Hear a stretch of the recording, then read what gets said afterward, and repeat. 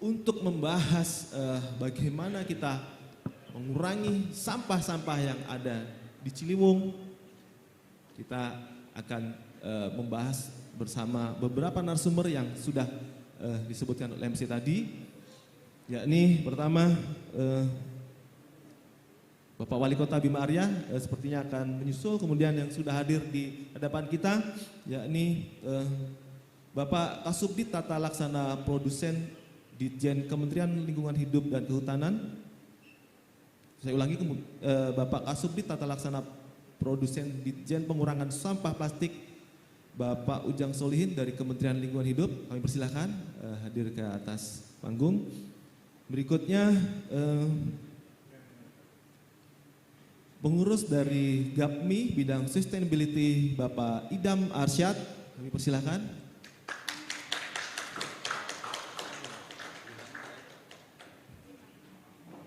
Kemudian ada relawan komunitas peduli Ciliwung Bapak Suparno Jumar, kami persilahkan.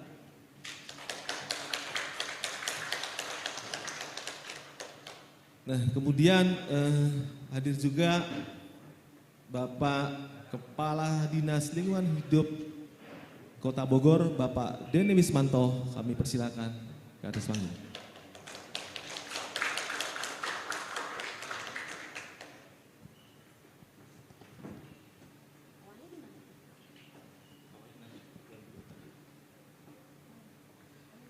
Terima kasih Bapak-Bapak atas kehadirannya dan juga para Bapak Ibu semua yang sudah hadir di kantor Tribun News Bogor.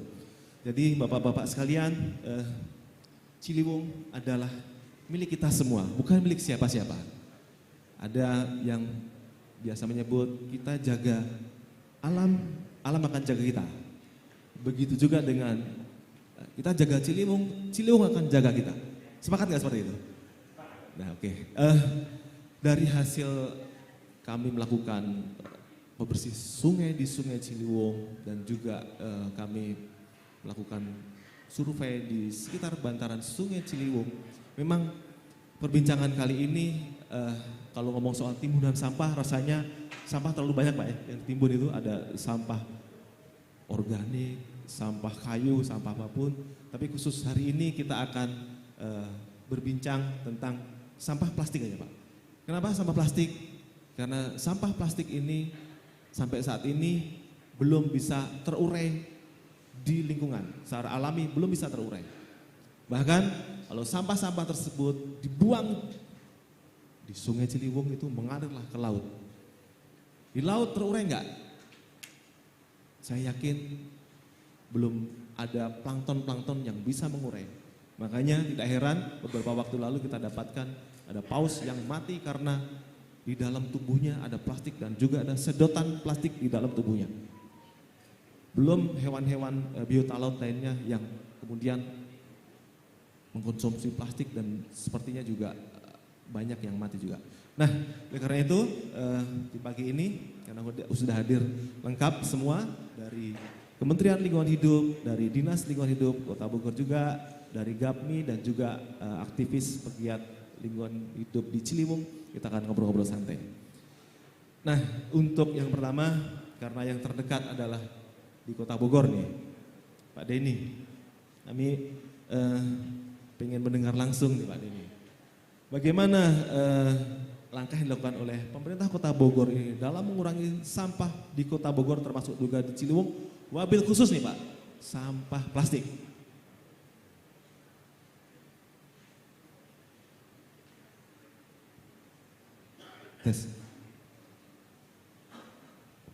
Terima kasih Pak.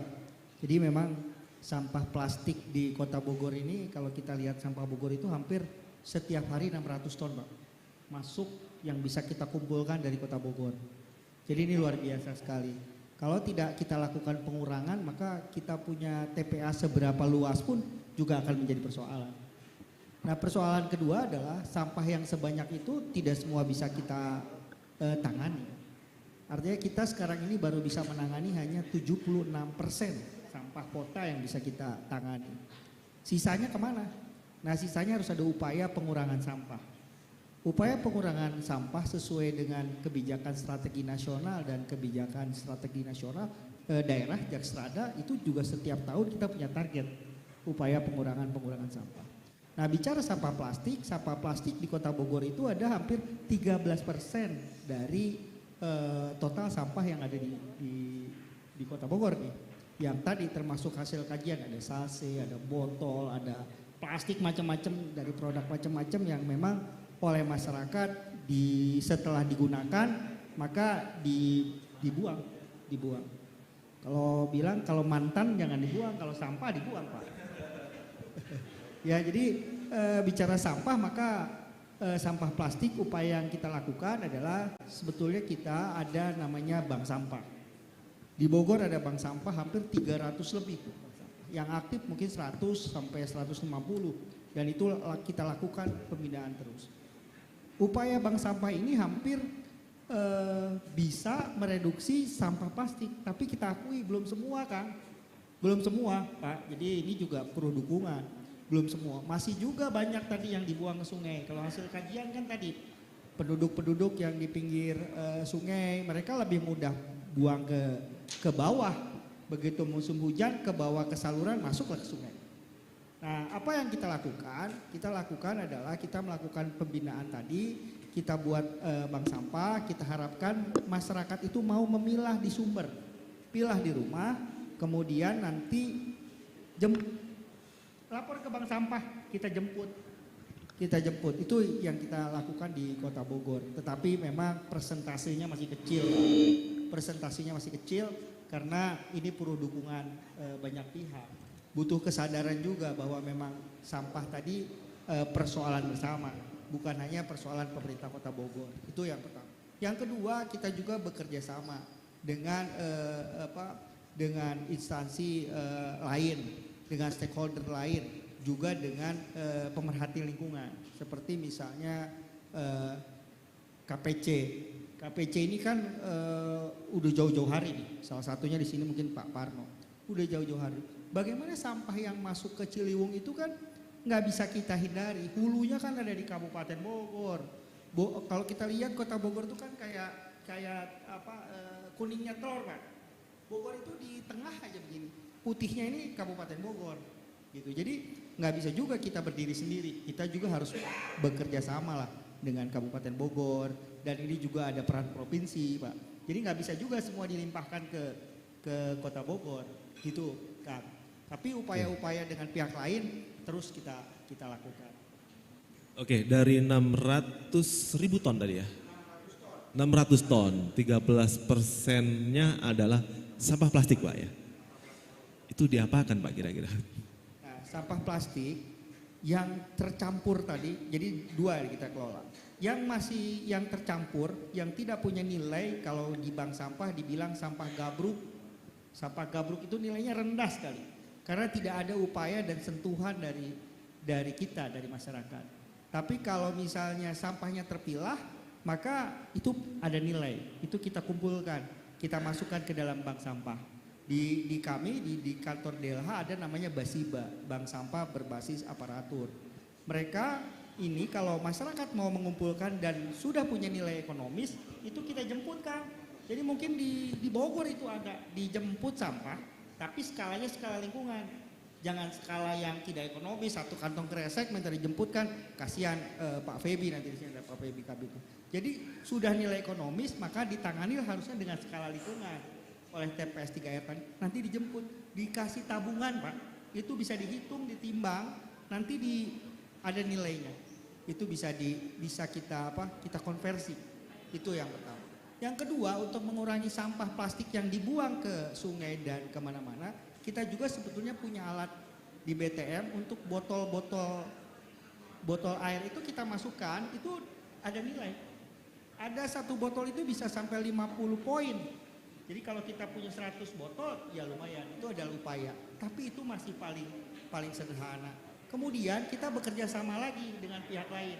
Sampah-sampah kayak sachet, bekas sampo, bekas kecap yang potongan-potongan itu udah gak punya nilai, ya Pak ya.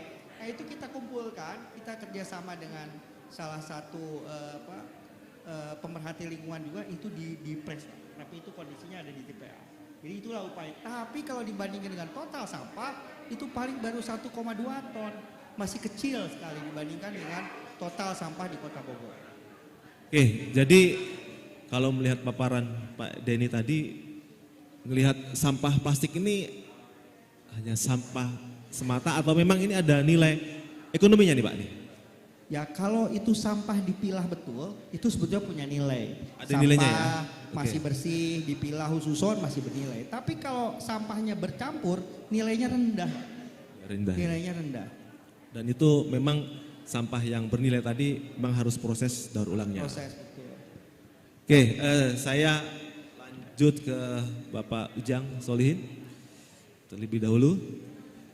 Pak Ujang, di Kementerian Lingkungan Hidup dan Kehutanan ada roadmap atau peta jalan yang sudah disusun dan sudah diterapkan oleh KLHK demi mengurangi sampah, khususnya sampah plastik. Mungkin bisa dipaparkan Pak ke para audiens yang hadir secara offline maupun online.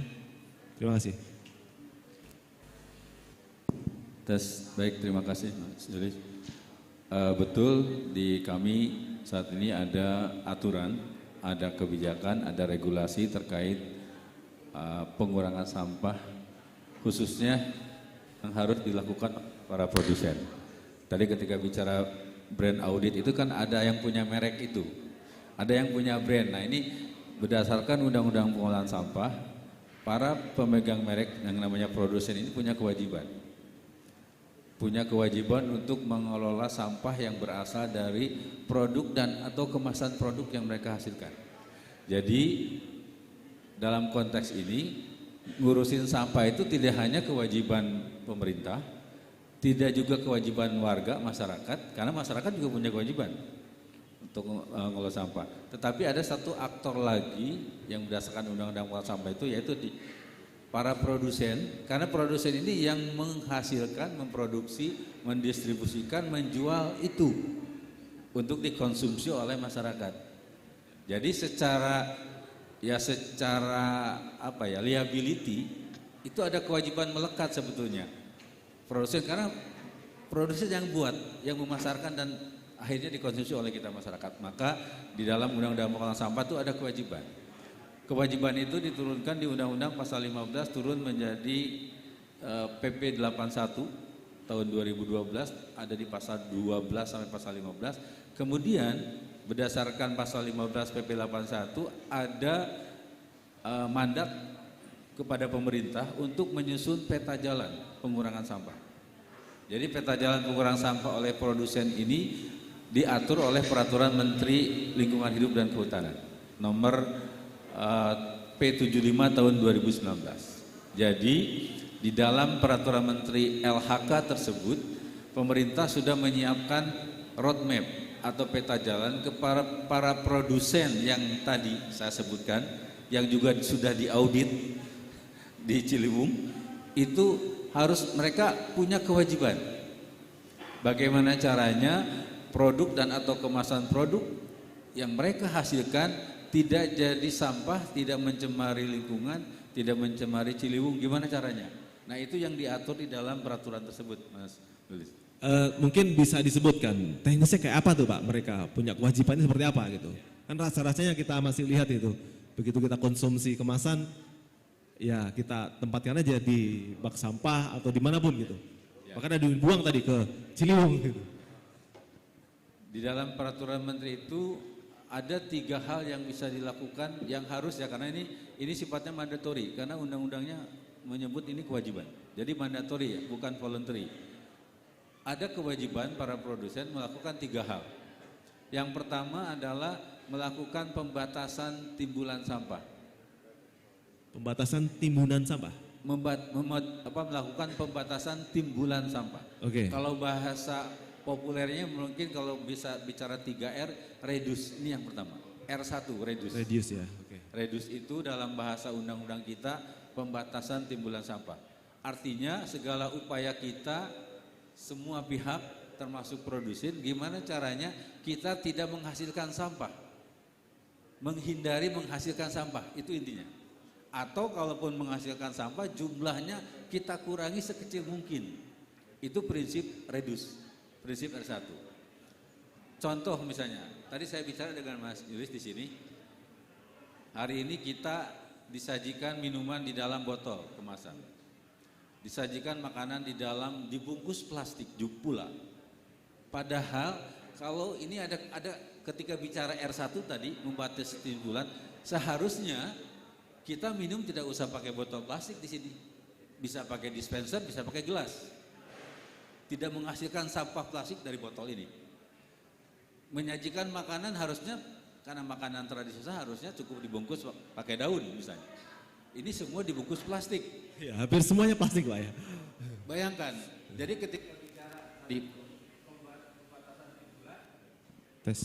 pembatasan timbulan, harusnya dimulai dengan kita sendiri. Itu R1 prinsipnya. Ketika kita konsumsi, hari ini kita banyak sampah yang kita hasilkan di ruangan ini. Kalau dihitung berapa botol, berapa kemasan plastik yang kita hasilkan dari makanan, itu prinsip. Nah, produsen pun sama. Untuk melakukan pembatasan timbulan sampah dengan cara, contohnya, di dalam aturan itu ada beberapa item yang akan di phase out. Di phase out itu dihentikan penggunaannya. Contohnya adalah saset yang ukurannya di bawah 50 ml atau 50 gram. Tahun 2029 produsen harus nggak boleh lagi mengeluarkan produk dalam. Yang saset kecil-kecil itu Pak ya? Kecil-kecil. Itu Pak kemarin banyak Ya, banget di Ciliwung. Sampo, sambal yang ukuran di bawah itu tidak boleh diproduksi lagi di tahun 2029. Masih lama Pak ya? Karena peta jalan. Okay. Kalau dipercepat lebih bagus tentunya. Tapi ini ada batas waktu, makanya disebut sebagai peta jalan. Itu contoh R1. Nah, yang kewajiban yang kedua adalah pendauran ulang. Produsen diwajibkan, contohnya produsen botol ini kebetulan ada di sebelah saya, yang punya merek ini, sebetulnya punya kewajiban untuk menarik kembali botol-botol habis pakai ini, ditarik kembali oleh produsennya, kemudian didaur ulang. Dijadikan bahan baku untuk membuat botol lagi atau membuat produk yang lain dari plastik. Itu kewajiban yang kedua, melakukan disebut R2, recycle. Nah, kemudian yang ketiga adalah kewajiban untuk melakukan pemanfaatan kembali. Jika para produsen ini punya barang yang kemasannya bisa dimanfaatkan kembali, misalnya botol minuman dari beling, dari kaca, itu kan bisa dipakai lagi. Maka dia harus tarik lagi, dicuci, dibersihkan, disanitasi, kemudian dipakai lagi. Ini 3 hal yang menjadi kewajiban diatur di dalam peta jalan tersebut, Mas. Jadi R pertama reduce. R1 reduce. Terus R2 recycle. R3-nya reuse ya. Jadi para pemirsa sekalian mohon diingat 3R sudah diterapkan oleh Kementerian Lingkungan Hidup untuk mengurangi sampah-sampah yang dihasilkan oleh para produsen. Sepertinya kita akan kedatangan Bapak Wali Kota Bogor, Bapak Bima Arya. Selamat datang Pak Bima.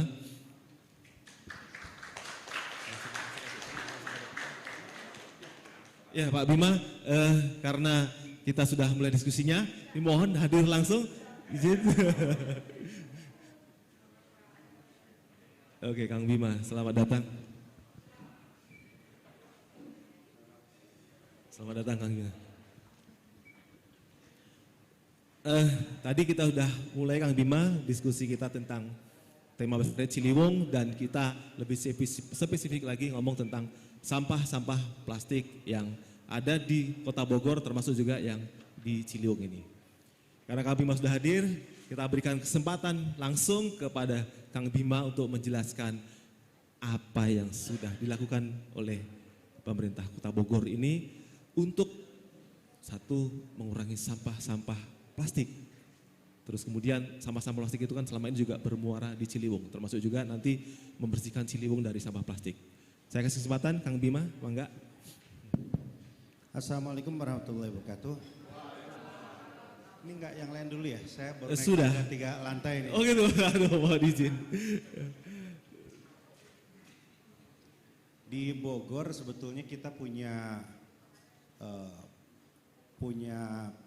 pondasi yang cukup kuat ya, yang dilakukan dari sebelum saya, gitu. Terutama bukan saja oleh pemerintah kota, tetapi oleh komunitas, yaitu teman-teman komunitas peduli Ciliwung, ya, Mas Parno, Kang En dan lain-lain. Gitu. Itu modal utama kita. Tapi kan nggak bisa kita membiarkan teman-teman ini menjadi pemadam kebakaran. Setiap hari hanya mengutin sampah di Ciliwung dan itu dilakukan terus-menerus. Kalau tidak ada aksi kita yang lebih melembaga, lebih permanen, itu kasihan teman-teman. Makanya kemudian kita buat yang namanya Satgas Ciliwung. Itu di tahun berapa ya Mas Parno? Oktober 2018. Nah ini tonggak yang sangat penting. Karena setelah itu kita pastikan ada anggaran dari APBD yang dialokasikan khusus untuk memonitor itu. Untuk memastikan bahwa ada langkah-langkah yang sustain dan continue yang dilakukan bukan saja untuk penertiban tapi juga untuk sosialisasi dan edukasi. Termasuk tentunya sampah plastik di situ. Kita lihat salah satu persoalan utama kenapa Jakarta banjir, ya karena penanganan dari hulu ke hilirnya tidak terintegrasi. Jadi kita sering sekali melihat ya, ketika banjir di Jembatan Satu Duit, banjir di mana misalnya Kampung Bebek ya, itu tumpukan styrofoam. Ya dari mana lagi kalau bukan dari hulu, ya dari wilayah kabupaten, dari wilayah yang lebih atas gitu ya. Nah makanya Kota Bogor berusaha untuk memfokuskan kepada upaya untuk edukasi, sosialisasi dan termasuk juga untuk mengurangi sampah plastik itu. Itu pertama yang menurut saya paling monumental gitu. Nah kedua, kita pelajari langkah-langkah yang dilakukan. Ternyata ada langkah yang dilakukan oleh pemerintah Banjarmasin dengan melarang penggunaan kantong plastik di retail. Kita tiru itu, kita lakukan sosialisasi, kemudian kita berlakukan itu awal-awal terjadi riak-riak tapi kemudian ternyata bisa menerima. Dan tahun 2022 ini kita coba memulai untuk mencoba menerapkan itu di pasar tradisional. Walaupun pasti agak lebih sulit. Data menunjukkan bahwa timbulan sampahnya berkurang 1,6% ya atau sekitar berapa ton? 1,2 ton plastiknya itu berkurang gitu. Itu. Nah, kemudian kita juga berpikir hilirisasinya. Kan gini ya, di hulunya ini udah ada TPS 3R, sudah ada bank sampah. Berapa jumlah bank sampah sekarang Pak Kadis? Sudah 300 bank sampah. TPS 3R, bank sampah ini di hulunya. Nah, tetapi kemudian dari sini dibawa kemana? Ini kan penting. Karena seringkali dipilih, tetapi di TPS-nya, di TPA-nya nanti dicampur lagi. Kan nggak ada artinya. Nah, karena itu mulai tahun ini kita bekerja sama dengan beberapa. Ada plastik ya, yang mengubah sampah plastik yang tidak bernilai menjadi bahan semacam paving block gitu ya. Dan ada yang di Mekarwangi ini berapa hektar situ? Ya 1000 meter gitu kita kerjasama dengan WWF di situ untuk mengolah hal yang sama ya. Termasuk juga ada vending machine yang kita tempatkan di mall untuk memberikan kredit atau pulsa bagi orang-orang yang memasukkan botol plastik di situ. Itu contohnya. Jadi betul-betul dari hulu ke hilir kita pikirkan. Jadi sebenarnya sudah langkahnya ini banyak dilakukan Pak ya. Makanya jangan heran kalau berkunjung ke Kota Bogor, belanja di supermarket, minimarket, bawa tempat sendiri Pak ya, bawa kantong belanjaan sendiri. Di Bogor sudah dilakukan. Nanti nextnya di pasar-pasar Pak ya. Pasar akan dikurangi juga, tidak boleh pakai plastik juga. Iya. Tapi memang nggak mudah karena di ruangan ini aja saya lihat ya bahasanya bahas sampah plastik tapi masih ada botol mineral. Harusnya udah nggak ada. Di balai kota saya larang keras. Tidak nggak ada. boleh. Nggak boleh. Ini lihat briefing staff rapat dinas nggak ada itu botol-botol plastik mineral. Ya. Jadi ini membutuhkan konsistensi dan keteladanan gitu. Iya. Oke, karena tadi sudah disinggung soal botol-botol dan juga kemasan ini di samping kita sudah hadir Pak Idam Arsad juga, beliau dari GAPMI, Gabungan Asosiasi Pengusaha Makanan dan Minuman di Indonesia. Pak Idam, kita pengen tahu sebenarnya apa yang sudah dilakukan oleh GAPMI agar produsen makanan dan minuman ini turut mengurangi sampah plastik yang notabene sekarang ini jumlahnya makin banyak, termasuk tadi disentil Pak Wali di depan kita ini produk juga ini. Silakan. Ya, terima kasih. Selamat siang. Assalamualaikum warahmatullahi wabarakatuh. Jadi kita itu sebenarnya terikat dengan regulasi ya. Tadi seperti Pak Ujang sampaikan, ada Permen P75 2019 di mana produsen mempunyai kewajiban menarik kemasannya sebanyak 30% di tahun 2029, Pak ya. Nah, sejauh ini sih di GAPMI, misalnya GAPMI itu ada 400 anggota, Pak. Mungkin sekitar 20 lah sudah ada anggota kita yang menyusun peta jalan pengurangan sampah. Nah, tapi di luar itu juga sebetulnya inisiatif masing-masing perusahaan itu jalan. Jadi walaupun dia belum mengirim dokumen, Pak, tapi mereka sudah lakukan di pabrik, di kantor, kemudian di komunitas, kerjasama dengan bank sampah, kemudian banyak juga yang kerjasama seperti beberapa perusahaan kerjasama dengan pelapak-pelapak pemulung. Jadi kalau kita lihat pemulung itu kan ada sekitar 4 juta pemulung, Pak. Jadi kita biasanya kerjasamanya dengan asosiasinya. Jadi ada IP kalau nggak salah ya, Ikatan Pemulung Indonesia. Nah kemudian ada pelapak, ada industri daur ulang. Jadi yang kita lakukan itu. Nah jadi kita misalnya botol kita akan tarik dengan melalui kerjasama tadi. Kalau di Bogor kita ada kerjasama dengan Keuskupan Bogor, Pak. Itu namanya kolektor sampah. Kolektor sampah itu kayak semacam sedekah. Waktu itu Pak Bima Arya juga datang ke sana. Jadi sekarang itu sudah kerjasama dengan 6 gereja di kota dan Kabupaten Bogor untuk kita menarik sampah-sampah kemasan plastik. Kemudian kemasan itu dijual ke pelapak-pelapak. Nah selanjutnya di daur ulang. Itu sih yang kita lakukan sekarang, Pak. Oke, sebenarnya sudah ada roadmap-nya, Pak ya, untuk mengurangi sampah-sampah yang dihasilkan dari produk-produk tadi itu ya. Kira-kira tadi disebutkan Pak Ujang tadi 2029 itu harus dikurangi. Semoga aja bisa terlaksana dengan baik itu. Kira-kira sudah mencapai berapa persen tuh Pak menuju ke arah 2029 tersebut? Karena seperti kita ketahui ya, kemasan minuman itu kan, kemasan minuman makin lama makin kecil nih. Botol itu 600 mili, ada yang ukuran gelas, turun lagi ukurannya kecil Pak. Yang minuman sekali tenggak gitu tuh. Itu makin banyak rasanya kita temuin gitu loh. Di acara-acara warga, mau itu syukuran kah, mau arisan atau segala macam. Sekarang jarang yang masak air Pak. Pakailah air kemasan semuanya. Tapi yang kecil-kecil Pak, bukan yang gede-gede. Nah kira-kira gimana tuh Pak menuju jalan situ tuh? Ya memang kalau sesuai Permen P75 itu kita nanti diwajibkan minimal kemasan tuh 1 liter Pak. 1 liter ya, yang gede itu Pak ya. Jadi yang kecil-kecil itu harus tadi Pak Ujang bilang pass out itu. Jadi ada waktunya, misalnya kemasan cup, terus yang mini botol itu kan ada juga tuh yang 200 mili, 220 itu juga harus pass out. Jadi minimal nanti 1 liter tuh untuk Minimal 1 kemasan liter botol. ya. Jadi pertama kenapa harus besar itu memang biar tidak tercecer ya, tidak mudah tercecer dan mudah dikumpulkan.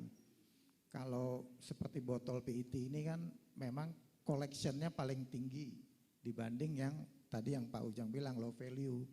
Kalau low value itu kan yang kayak apa label, saset ya. Makanya kita juga sekarang mulai kerjasama dengan yang tadi yang Pak Bima sebutkan itu pengusaha-pengusaha yang bisa mengolah saset itu. Jadi ada yang dia bikin paping, kemudian ada di Surabaya itu ada Repal itu dia bikin palet. Kemudian ada juga yang bikin furniture gini. Jadi ada beberapa perusahaan sudah melakukan kerjasama dengan yang bisa mengolah sampah low value tadi. Nah, yang kita lakukan dengan sampah low value itu biasanya ada semacam subsidi sih. Jadi subsidi untuk collection itu biasanya untuk pemulung sama pelapak ngumpulin itu kan dia nggak ada nilainya. Jadi kita biasanya subsidi per kilonya berapa. Ada yang 1.000 sampai 2.000 rupiah biasanya. Kemudian ada subsidi juga untuk biaya angkutnya. Karena dia low value jadi harus ada subsidinya juga. Itu sih yang kita lakukan untuk sampah kecil dan yang low value. Terima kasih. Oke, sudah disampaikan lengkap dari Kang Bima, Pak Ujang, dan Pak Idam bahwa kita semua di sini bersepakat mengurangi sampah plastik. Namun kita pengen dengar langsung salah satu pegiat Sungai Ciliwung, komunitas peduli Ciliwung. Di sini ada Bapak Suparno Jumar atau biasa kita panggil Pak D. Pak D. Nah mungkin Pak D bisa sampaikan, sampah plastiknya masih banyak atau sudah mulai berkurang nih Pak D? Rasanya kemarin hari tanggal 28 kita bersih-bersih sungai, Pak Wali tanggal 1 juga bersih sungai juga, tanggal 1 Oktober kemarin, habis upacara bersih sungai gitu. Rasanya sampah-sampah plastik itu berkurang belum Pak D? Terima kasih Mas Yulis. Izin Pak Wali, kita di Bogor lebih bersemangat memang dibandingkan dengan saudara-saudara kita yang dari Kabupaten, Depok, dan Jakarta. Kenapa? Karena tadi Pak Wali juga sudah menyampaikan bahwa mulai Oktober 2018 atas upaya kita bersama akhirnya ada tim satuan tugas naturalisasi Sungai Ciliwung yang teman-teman tiap hari itu ada di bantaran sungai. Mereka berdiskusi dengan masyarakat, mereka mencari jalan keluar dari masalah-masalah yang ada di bantaran sungai. Kemudian juga teman-teman melakukan penanganan sampah yang ada di aliran sungai. Ya, penanganan sampahnya adalah dengan mengutin sampah seperti yang dilakukan oleh teman-teman KPC ketika akhir pekan. Nah, sampahnya memang masih terus banyak. Kenapa? Karena memang kalau kami lihat pengelolaan sungai ini kan tidak bisa parsial. Artinya Kota Bogor sudah bersemangat dan harusnya semangat ini juga di hulu dilakukan. Namun itu juga di Kota Bogor sendiri ketika das utamanya sudah dirawat, diperhatikan, ternyata akhirnya kita juga melihat bahwa ada mikrodas atau subdas atau anak kali yang juga harus kita perhatikan karena kami lihat itu juga kontribusinya besar. Dan memang akhirnya kita harus berupaya bersama-sama bagaimana membangun komunikasi yang kemudian sampai bawah. Termasuk bagaimana katakanlah selevel RT kemudian bisa mendeliver informasi kepada warganya. Nah, saya pikir juga ini ada cerita spirit baik dan luar biasa ketika salah satu RT di Kota Bogor itu melakukan inisiatif membuat aturan tingkat RT. Kurang lebih mungkin kalau dibahasakan ini. Setiap hari rumah itu wajib menyapu rumah dan halaman sekitarnya termasuk jalan. Kemudian setiap hari rumah tersebut wajib memilah sampah. Paling tidak 2 jenis, organik dan anorganik. Yang organiknya dijadikan BSF atau lubang biopori, yang anorganik yang punya nilai ekonomi ke bank sampah dan nanti bisa dikonversi dengan nilai rupiah kemudian bisa dibelikan listrik atau kalau cukup bisa membayar retribusi PDAM. Kemudian sampah plastiknya yang tidak memiliki nilai inilah yang kemudian kita bicarakan hari ini. Nah, tentu saja spirit-spirit ini harus kita kita adopsi. Dan aturannya ternyata juga ada punishment-nya. Ketika warganya ada yang melanggar, administrasi kependudukan setingkat RT tidak diberikan. Artinya adalah sebuah upaya, menurut saya ini adalah sukses story salah satu RT di Kota Bogor yang kemudian saya bayangkan ketika para ketua RT ini kemudian juga bisa mengadopsi, kemudian tentu saja nanti disesuaikan dengan karakternya wilayah dan Kota Bogor akan semakin bersemangat. Nah, kalau pertanyaannya sampahnya masih ada karena memang kita masih parsial. Oke, Pak Ade, jadi sebenarnya seperti kita ketahui tadi, produsen memproduksi makanan dan minuman dalam kemasan, kemudian sebagian dibuang sungai, dan tadi Pak Ade sudah menyampaikan bahwa masih ada sampah-sampahnya yang mengalir begitu saja di Sungai Ciliwung. Nah ini Pak Wali, mumpung ada produsen, juga ada Kementerian Lingkungan Hidup nih, kira-kira nih Pak nih, kalau dari hulu kan tadi kita sudah edukasi ke warga, terus kita juga melakukan langkah yang konkret, membentuk satgas segala macam, kira-kira nih dengan para produsen-produsen makanan, minuman segala macam itu Pemkot Bogor akan mengajak nggak, merangkul nggak mereka supaya bersama-sama nih mengurangi sampah yang ada di Kota Bogor, khususnya sampah plastik tadi Pak. Salah satu masalah terbesar dalam pengelolaan sampah itu adalah otoritas atau kewenangan. Ya kalau semua ada di tangan wali kota jauh lebih mudah. Tetapi kan ada kewenangan-kewenangan yang juga dimiliki oleh bupati, oleh gubernur, oleh kementerian. Tahun lalu kami susuri Bogor menuju Depok, dari Depok sampai ke pintu air Manggarai, 12 jam sampai Depok, bermalam di Depok semalam, kemudian lanjut lagi. Itu kita petakan hampir 200 titik masalah. Apa saja itu? Satu, limbah pabrik besar. Yang kedua, limbah dari usaha-usaha warga. Ada pabrik tahu, ada konveksi sepatu gitu ya.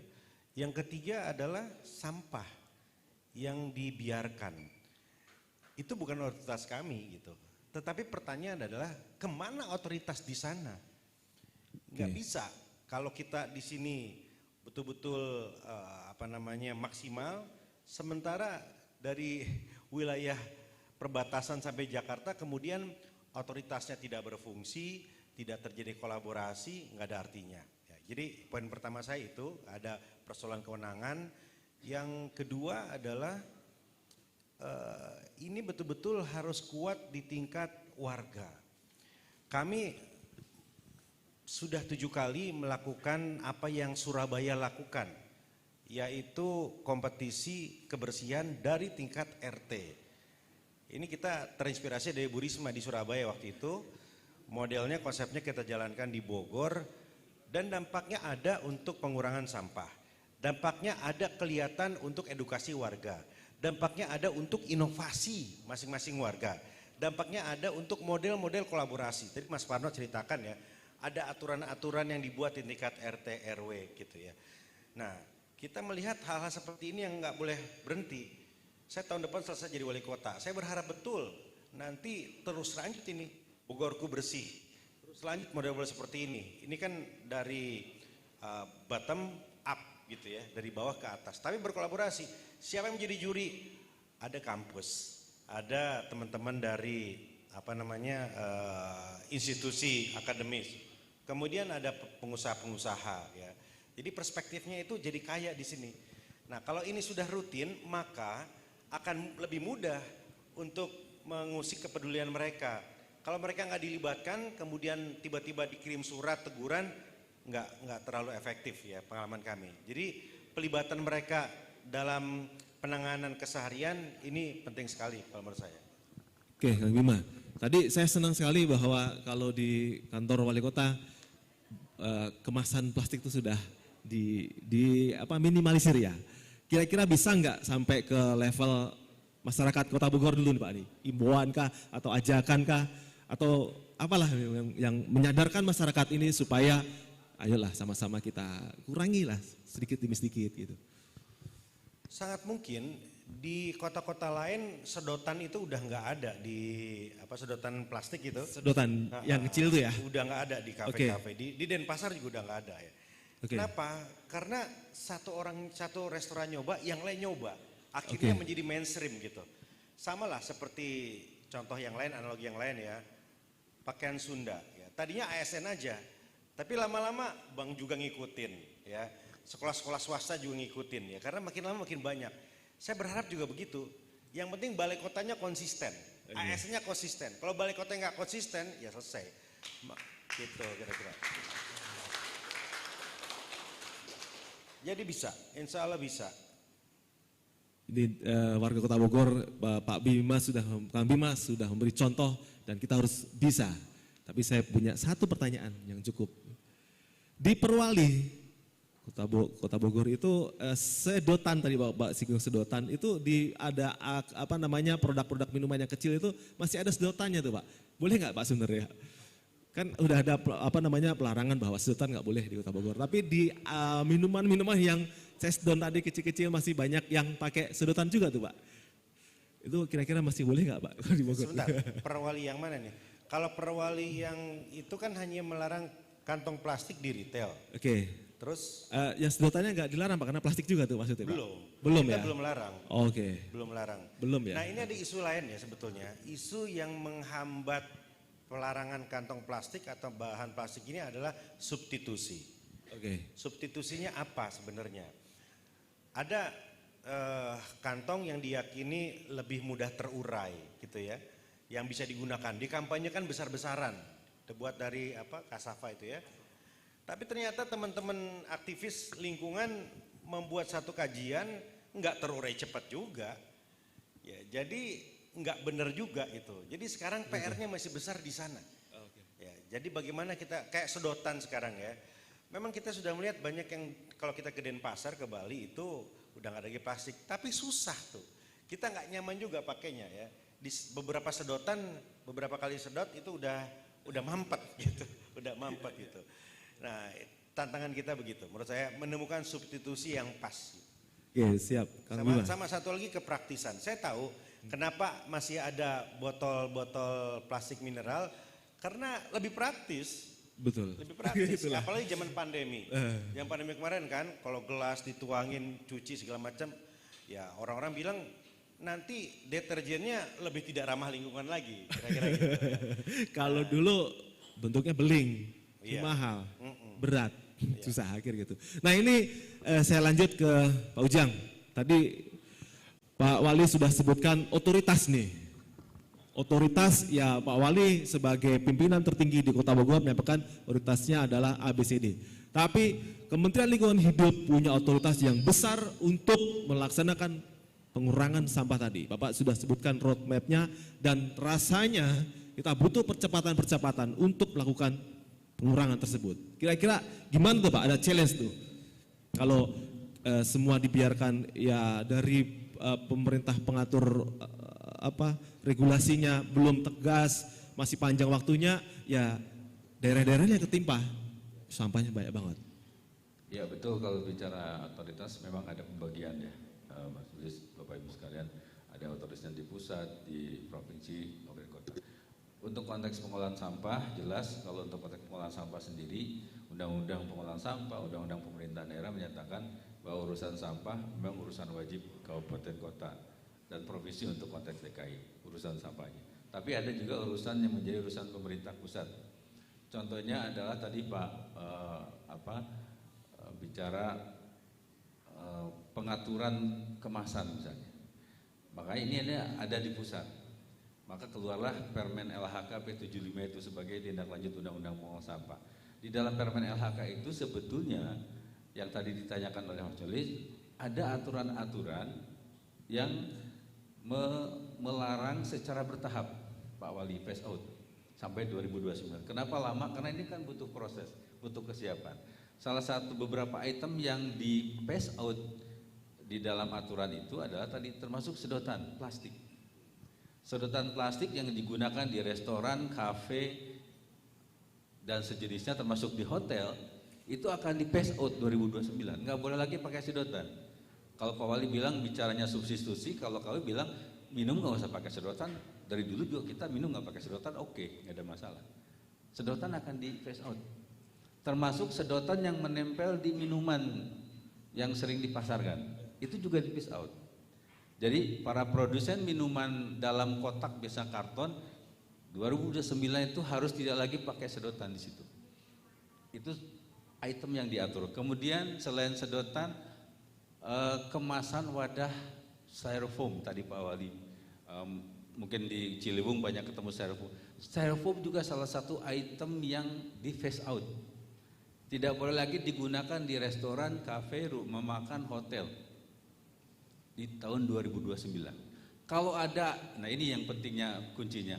Kalau ada pemerintah daerah, misalnya pemerintah Kota Bogor, ingin mengeluarkan aturan untuk melakukan pelarangan secara tadi penggunaannya lebih cepat dibanding Permen LHK, itu sangat dimungkinkan. Contohnya, Perwali Kota Bogor, saya lupa nomornya Pak Wali, yang melarang menggunakan kantong belanja di retail, itu sudah diatur juga di Permen, dan itu mendahului mempercepat proses pelaksanaan Permen LHK.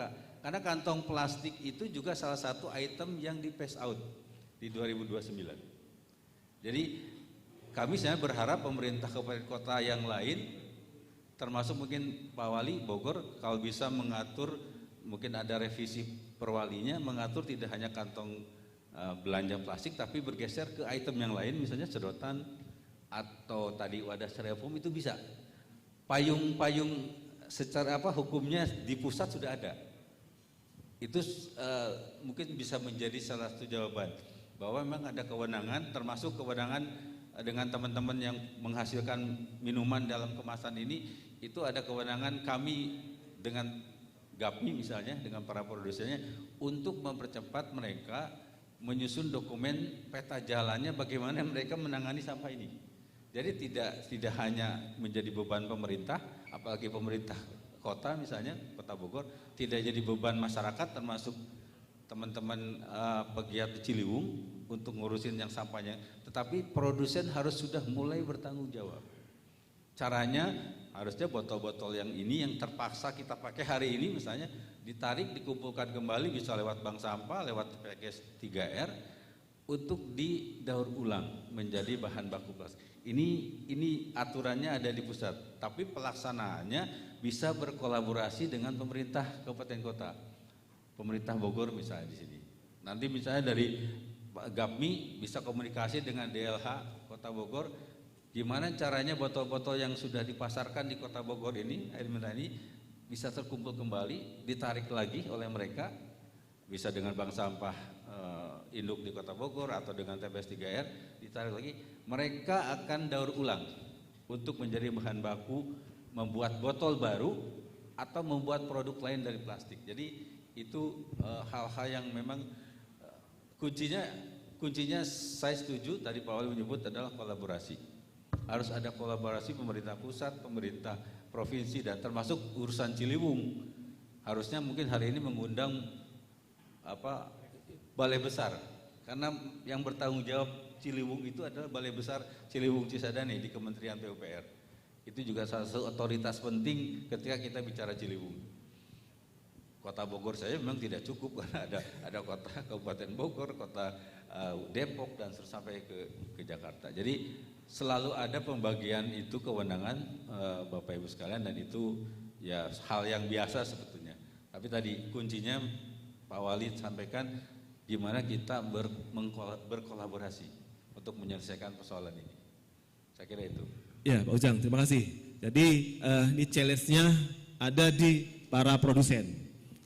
Pak Idam, rasanya 2029 masih butuh sekitar 7 tahun lagi. Tapi jangan sampai di kurun waktu 7 tahun lagi karena belum diketok palu harus bersih itu, makin banyak produsen memproduksi ukuran kemasan lebih kecil lagi. Dan memang faktanya kemarin kami temuin juga di sekitaran sungai dan bantaran gitu, kemasan kecil-kecil itu nyelip di mana-mana Pak. Susah diambil juga. Kalau masuk ke tubuh hewan, bahayanya. Nah itu tantangannya. Kira-kira mungkin Bapak bisa jelaskan ke kita semua, kira-kira roadmap-nya seperti apa? Baik air minum kemasan maupun kemasan-kemasan lain sebagainya tadi bisa dijelaskan. Karena otoritas sudah ada disampaikan oleh Pak Ujang, dan sekarang produsen bagaimana mengaplikasikannya. Silakan. Terima kasih. Jadi kemasan kecil itu kan identik dengan cup sebetulnya ya. Cup ini memang unik di Indonesia kalau untuk KMDK. Jadi istilahnya itu temuan lah di Indonesia itu kemasan cup itu. Jadi di negara lain belum ada tuh. Mungkin sekarang udah ada ya, tapi yang pertama tuh di Indonesia untuk KMDK. Nah, memang kalau kita lihat ada beberapa produsen saat ini yang membuat kemasan mini botol ya. Nah, tapi memang ini juga yang belum connect ya, Pak. Kita jadi waktu itu udah pernah diskusi juga dengan KLHK. Jadi ada beberapa yang belum connect antara proses perizinan kemasan dengan peta jalan sampahnya. Jadi saat ini produsen tidak ada kendala tuh untuk misalnya kemasan kecil terus sampai yang ada juga yang dulu kita temuin di pesawat ya. Nah kalau sekarang tuh yang kecil sekali itu udah ada juga di pasaran. Nah kalau semangat dari P75 harusnya kan kita kemasannya semakin besar ya. Jadi karena harusnya minimal 1 liter nantinya. Nah ini mungkin PR ya, jadi kita nanti coba komunikasi juga dengan Kementerian Perindustrian ya Pak ya, dengan BPOM, dengan KLHK, sehingga bagaimana itu tantangan juga sih buat produsen ya, sehingga kemasan-kemasannya bisa lebih besar, itu sih Pak. Ya, terima kasih Pak Idam. Namun di satu sisi produsen juga ya banyaklah strategi pemasaran, membuat gimmick-gimmick. Contohnya apa? Greenwashing, ramah lingkungan, tidak berbahaya segala macam, tapi produknya itu tadi tuh kemasannya lagi-lagi yang sebenarnya yang berbahaya buat lingkungan. Itu challenge-nya Pak. Mungkin bisa dititipkan ke dinas pada kementerian dan juga para produsen, tolong yang itu tadi gimmick-gimmick seperti itu bisa diaplikasi dengan benar. Kalau ramah lingkungan ya ramah lingkungan. Kemudian kalau itu tidak berbahaya ya tidak berbahaya. Mungkin bisa dikasih tanggapan Pak, boleh silakan. Ya betul Mas Riz, Bapak Ibu sekalian, kita itu selama ini ya kadang jadi korban juga gimmick. Ada banyak hal-hal yang dianggap diklaim sebagai produk ramah lingkungan, kemasan lain, pada kenyataannya tidak. Oleh karena itu langkah kami saat ini, di KLHK ada unit yang khusus menangani standarisasi dan eco-label. Jadi ketika ada produk yang di kami itu ada 2 tipe eco-label yang swadeklarasi tipe 2 atau eco-label yang multi kriteria yang memang lebih ketat tipe 1 ini. Nah ini sekarang kami sudah melakukan kesepakatan dengan unit yang mengeluarkan eco-label di KLHK bahwa pertama tidak ada lagi eco-label yang mengklaim ini plastik mudah terurai, plastik degradable. Itu SNI eco-labelnya di pending. Karena ternyata tadi kasusnya mudah terurai tadi menjadi masalah sebetulnya. Karena itu sesungguhnya itu plastik yang dikasih aditif. Dia tidak hancur secara alami menjadi tanah lagi, tapi hanya menjadi fraksi-fraksi plastik yang kecil. Nah ini jauh lebih berbahaya karena menjadi mikroplastik atau nanoplastik istilahnya. Kemudian yang kedua, kami sepakat bahwa jika ada produsen yang ingin mengajukan eco-label baik tipe 1 dan tipe 2, mereka harus sudah mentaati Permen P75 dulu. Kalau belum mentaati P75, eco-labelnya tidak akan dikeluarkan oleh KLHK. Itu salah satu bentuk. Kemudian juga kami berkolaborasi dengan BPOM, karena yang punya izin edar itu berwenang izin edar untuk produk makanan, minuman, kosmetika, personal care itu adalah BPOM. Kami sudah melakukan komunikasi bahwa BPOM harusnya mempertimbangkan Permen P75. Ada produk-produk yang di phase out harusnya tidak lagi diberikan izin edar. Jadi itu beberapa langkah kami untuk melaksanakan tadi pengurangan sampah dalam konteks dari sisi produsen ini. Dari eco-label, kemudian dari BPOM juga kami mendorong pemerintah daerah. Kami sekarang terus mendorong pemerintah daerah termasuk mungkin Pemkot Bogor tadi. Saat ini sudah ada Pak Wali, tidak hanya Kota Bogor, sekarang sudah ada 98 pemerintah kabupaten kota yang punya kebijakan pembatasan plastik sekali pakai. Memang mayoritas kantong belanja plastik, tetapi ada yang melarang sedotan plastik dan styrofoam. Jadi ini kami juga sedang memperkuat lagi proses ini supaya semakin banyak pemerintah daerah yang punya kebijakan itu. Termasuk tadi perluasan tidak hanya di retail modern, pusat perbelanjaan, mungkin bergeser ke pasar rakyat, pasar tradisional. Tidak hanya item kantong belanja plastik, termasuk nanti sedotan plastik. Dan satu lagi untuk restoran, hotel, kemudian kafe, yang di phase out juga adalah alat makan minum sekali pakai yang dari plastik. Cutlery yang dari plastik, garpu, sendok, gelas plastik, piring plastik itu sudah tidak boleh lagi digunakan di restoran, kafe, hotel. Itu juga bisa diperluas aturannya di daerah, karena nanti ini wewenangnya akan banyak dilakukan oleh teman-teman kami di kabupaten kota. Tapi aturan payung di pusatnya sudah ada. Yang sekali pakai tadi Pak ya? Yang sekali pakai. Ya. Pokoknya single use, apapun single use yang cutlery, sendok, garpu, piring plastik itu harus tidak boleh lagi digunakan. Batasnya 2029. Kalau bisa dipercepat lewat aturan di daerah misalnya, Pak Wali mengeluarkan aturan ini, itu lebih baik. Percepat proses itu. Ya. Untuk Pak D. Parno nih, sebagai pegiat lingkungan Ciliwung, ini selama ini sudah ada dukungan langsung konkret dari para pemangku kebijakan, baik itu di tingkat pusat, kalau di tingkat kota tadi saya sudah banyak maupun produsen-produsen seperti ini Pak D ini. Iya. Dan juga harapannya Pak D sekaligus, mumpung lengkap ini harapannya sekaligus. Paling tidak memang saya beberapa kali mendengar sudah ada beberapa dunia usaha yang sudah mulai bertanggung jawab terhadap kemasan produk yang dihasilkan. Jadi memang kita harus dorong bersama-sama agar produsen yang belum itu kemudian mulai menerapkan. Dan setelah kita diterapkan, kita kawal bareng-bareng. Kita sebagai warga negara, kita sebagai warga masyarakat, kemudian juga berkontribusi. Saya hanya cuman membayangkan gini, Mas Julius dan Bapak dan Ibu semuanya. Saya membayangkan ketika produk A itu diproduksi di satu titik, kemudian lewat jalur dengan jaringan distribusi itu sampai ke user. Nah, bagaimana? Saya cuma membayangkan andai saja produk katakanlah kemasan permen ini bisa dikembalikan. Caranya bagaimana? Ya saya misalnya beli di warung A, ya saya kembalikan ke warung A. Nanti dari warung A kembalikan ke subagen, dari subagen kembalikan ke agen, dari agen kembalikan ke distributor, dari distributor kembalikan ke produsen. Tinggal nanti produsen misalnya bekerja sama dengan kelompok masyarakat atau kelompok usaha masyarakat atau siapapun yang kemudian dapat mengolah itu. Mungkin saya terlalu menyederhanakan cara berpandangnya, tapi menurut saya ketika produsen apapun kemudian membangun jaringan distribusinya kemudian juga bisa dikembalikan dari produk-produk yang kemudian dihasilkan. Dan harusnya ini kita bisa. Bapak-bapak Ibu sekalian, di hadapan kita, di mana tadi ya videonya?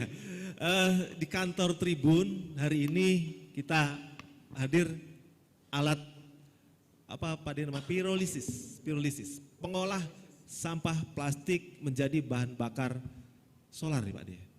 Nah inilah nanti bisa izin Pak Wali dan Bapak-bapak semua, nanti kita lihat langsung, saksikan langsung bagaimana pengolahan sampah plastik.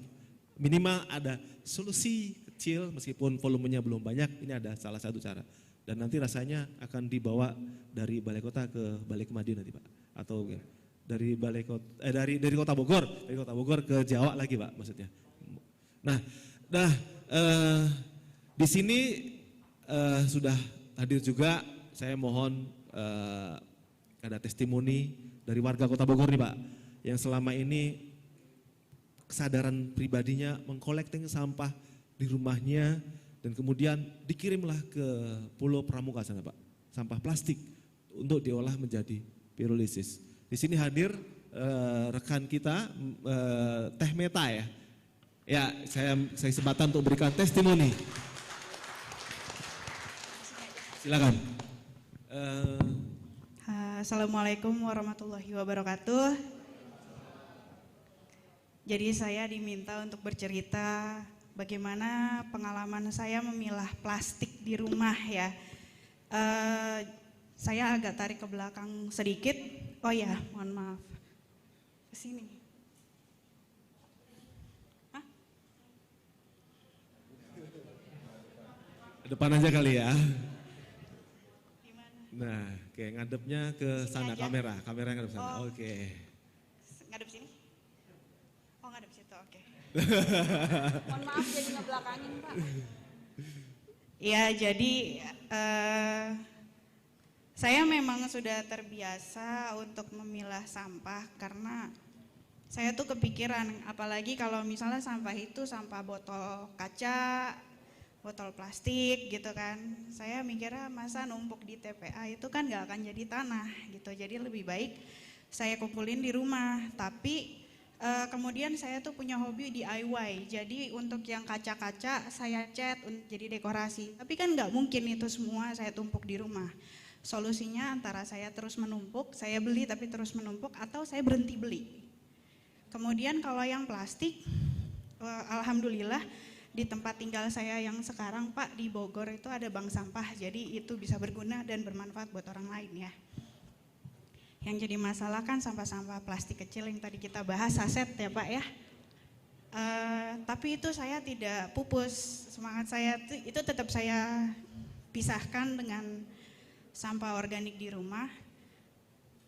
Kemudian ketika truk sampah datang, itu semua dicampur jadi satu di truk sampah. Itu yang miris buat saya, karena saya udah capek-capek ngumpulin gitu kan, udah saya capek-capek pisahin, tapi kemudian dicampur lagi di truk sampah aja dicampur, apalagi di tempat penampungan, pasti gabung semua menjadi satu kan. Tapi saya nggak patah semangat, saya terus kumpulin itu sampai pada satu saat ada teman saya ngirim postingannya Bang Komar, itu yang ada di bawah Bang Komar, tentang alat yang bisa memproses sampah plastik yang jadi masalah itu menjadi solar. Itu saya semangat banget, tumpukan plastik yang udah ada di rumah saya langsung saya pengen lakban karena udah banyak. Tapi ketika saya mau lakban, ada masalah baru, karena di situ kan saya masih campur tuh sampah plastik basah sama kering. Ada masalah baru, itu belatung. Dari situ saya bersihin, saya kasih air, kasih garam segala macam. Jadinya kan basah semua. Saya tanya sama Bang Komar, boleh nggak nih kalau yang kayak gini dikirim ke Pulau Pramuka? Aduh belum bisa Mbak Meta. Ya udah, terus dari situ mau nggak mau saya rela sampah tersebut ya udah dikasih ke truk sampah aja. Tapi berikutnya saya berubah, saya nggak boleh lagi nih menghasilkan sampah yang basah dan bau karena rumah saya jadi belatungan kan, simply as that. Habis itu jadi saya rajin nyuci semua sampah plastik yang berbau dan ada nodanya. Mau itu minyak kayak kita habis beli somai, kita habis beli tunjang dari restoran Padang yang kita bawa ke rumah. Itu saya cuci, saya robek, saya jemur sampai kering baru saya kumpulkan. Jadi setelah saya kumpulkan, saya kirim ke Bang Komar, ke Pulau Pramuka. Yang saya senang sekarang alat itu ada di bawah. Ya, kebetulan alatnya hadir, tapi akan pulang lagi nanti. Ya. Kita tunggu Pak Wali mungkin membangun alat yang lebih bagus. Insya Allah. Terima kasih Teh Meta atas testimoninya. Boleh saya penutup satu kalimat aja? Oke, silakan. Jadi Bapak Bima Arya, perkenalkan lagi saya Meta Rahmadini, warga Bogor. Satu dari antara sekian warga Bogor yang tidak menyumbang sampah plastik di tempat penampungan. Kita berikan aplaus untuk Teh Meta, bisa jadi contoh untuk kita semua. Karena keterbatasan waktu, saya mohon closing statement dari Pak Wali. Saya persilakan. Tugas kita itu membangun paradigma baru bahwa sampah bukan masalah, sampah bukan hanya masalah, sampah bisa membawa berkah ketika kita bisa mengolah itu. Kemarin saya buat kegiatan sangat-sangat besar, bereksperimen membuat zero waste. Jadi tidak ada, kebetulan acaranya di Jakarta, tidak ada sepotong sampah pun yang dibawa ke Bantar Gebang. Jadi kita olah sendiri semua, berkolaborasi dengan 200 titik di seputar Jakarta dan Jabodetabek. Kemudian 3 hari acara terkumpul 7 ton kira-kira. 7 ton itu sebagian diberikan telur, sebagian diberikan ayam, kemudian bisa menjadi pakan dan bisa menjadi ternak dan sebagainya. Jadi berputar, jadi 2-3 bulan dari 7 ton sampah itu sudah mendatangkan keuntungan dan kita bisa bawa itu untuk mencegah stunting dan sebagainya. Jadi bukan saja mendapatkan keuntungan tapi bisa ada kegiatan sosial. Kita di Bogor sedang merumuskan ini, nantinya di Bogor akan diterapkan. Mau kegiatan pernikahan, konser musik, semuanya harus mandiri mengelola sampah. Kira-kira begitu ya. Karena sudah banyak titik-titik kolaborasi yang sudah siap menjemput itu mengolah sendiri. Ya, sehingga nantinya sampah yang dikirim ke tempat pembuangan akhir semakin sedikit. Itu poin pertama. Poin satu lagi yang terakhir, kita perlu lebih banyak lagi riset ya. Riset selama ini dilakukan oleh komunitas-komunitas dengan dana yang terbatas. Saya mohon maaf Pak, tapi saya kira perlu anggaran yang lebih besar dari kementerian terkait gitu ya, dan juga dari kita, dari pemerintah daerah untuk membiayai riset-riset ini. Riset substitusi plastik, riset untuk green economy atau circular economy, sehingga kita punya perspektif yang lebih valid gitu. Sebetulnya apa yang harus kita lakukan, dan ini saya lihat masih kurang. Kita sekarang sedang berbicara dengan, saya nggak tahu ya, yang di bawah itu sama. Oke ya, itu akan kita biayai. Ya, saya sudah minta dari CSR rencana minggu depan ya. Minggu depan akan kita launching. Jadi plastik ini kemudian diolah menjadi bahan bakar. Ini sama ya di bawah ya. Nah, ini kita danai. Dan kalau berhasil nanti akan direplikasi lebih banyak lagi.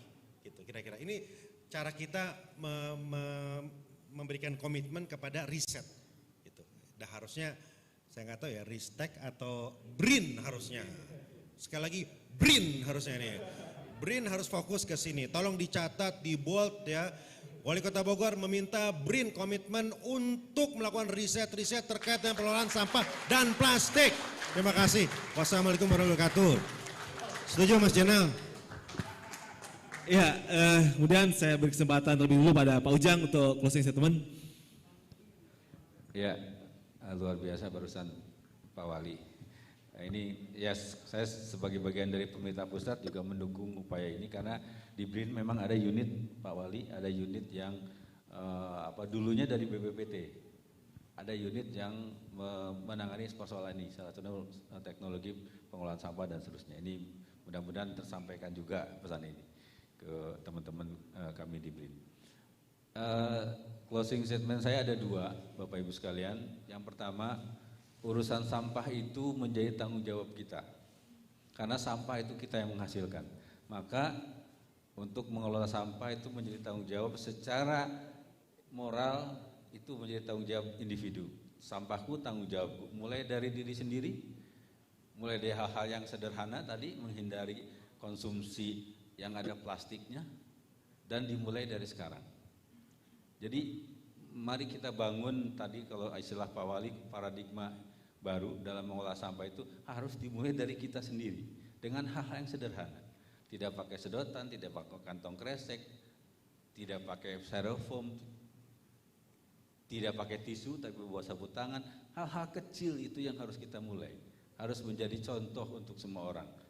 Kalau istilah Pak Wali, jadi harus ada teladannya dan kita harus menjadi teladan semua. Termasuk Tribun News, saya berharap ini ada perubahan ke depan dengan urusan sampah ini. Kemudian yang kedua terkait tadi soal teknologi mengolah sampah plastik jadi BBM, ini kami juga mendukung tapi dengan beberapa syarat. Pertama, karena banyak sekarang ada solusi yang ditawarkan tapi solusi itu menyelesaikan sampahnya tapi membuat persoalan baru. Kalau alatnya tidak teruji, misalnya tadi ada alat untuk mengolah sampah plastik, mengeluarkan emisi, mengeluarkan pencemaran baru, ini bukan solusi. Termasuk misalnya sampah plastik dijadikan bahan bangunan paving block, tapi dengan cara dibakar. Ini bukan solusi, karena ketika proses pembakaran justru ada bahaya yang lebih besar di situ. Jadi mencari solusi jangan menimbulkan masalah baru. Itu catatan karena banyak teknologi kita. Dan yang kedua, ketika teknologi yang sampah jadi BBM ini diharapkan menyelesaikan tadi sampah plastik yang tidak punya value, yang low value. Kalau botol plastik ini jangan masuk mesin itu. Botol plastik ini harus didaur ulang jadi bahan baku plastik, dijadikan botol baru. Itu yang namanya circular economy. Itu yang namanya green economy. Yang masuk ke mesin di bawah ini harusnya plastik-plastik yang low value, yang tidak ada value-nya tadi, yang sering dikumpulkan dari Ciliwung, masuk situ, oke. Jadi yang kedua ini, mari kita mencari solusi tetapi dengan tidak menimbulkan masalah baru. Oke, terima kasih Pak Ujang, kita berikan aplaus. Berikutnya Pak Idam, mungkin closing statement, silakan. Terima kasih. Saya ada dua hal aja. Pertama, kita mulai dari kita. Kalau kebayang tuh kalau misalnya ada Mbak Meta tadi, ada 50% aja warga Bogor seperti Mbak Meta itu masalah sampah udah selesai itu Pak. Jadi kita memilah, jadi karena utamanya kan masalah memilah sampah. Karena sampah apapun itu bisa dikelola. Jadi kalau plastik itu kan jadi komoditi sebetulnya, jadi bahan baku buat industri daur ulang. Masalahnya itu jangan sampai tercecer. Nah, kalau jangan tercecer itu ya kayak Bu Meta itu dikumpulkan. Kalau tadi bungkus permen segala macam, ya kalau bisa ya kita kumpulin dulu lah di rumah. Kita masukin botol dulu, mau nunggu itu sebulan, 2 bulan, 3 bulan. Kalau udah banyak kita bawa ke bank sampah, kita bawa ke pelapak. Nah, kalau itu bisa dilakukan, selesailah itu masalah sampah. Kemudian yang kedua, saya senang nih dengan aura ini. Ini kan auranya positif ya, kolaborasi. Jadi harus lebih sering nih kita lakukan hal-hal begini. Kayak kita saling menyemangati lah. Dengan kondisi persampahan kita, dengan adanya Mbak Meta tadi, dengan adanya Kang Parno ini, kita jadi semangat juga nih. Jadi produsen juga semangat, kita banyak teman gitu kan. Ada Pak Wali Kota yang semangat, jadi semangatnya tertular semua ke kita. Itu. Terima kasih. Assalamualaikum warahmatullahi wabarakatuh. Ya, terakhir closing statement dari Pak D, silakan. Terima kasih Majelis.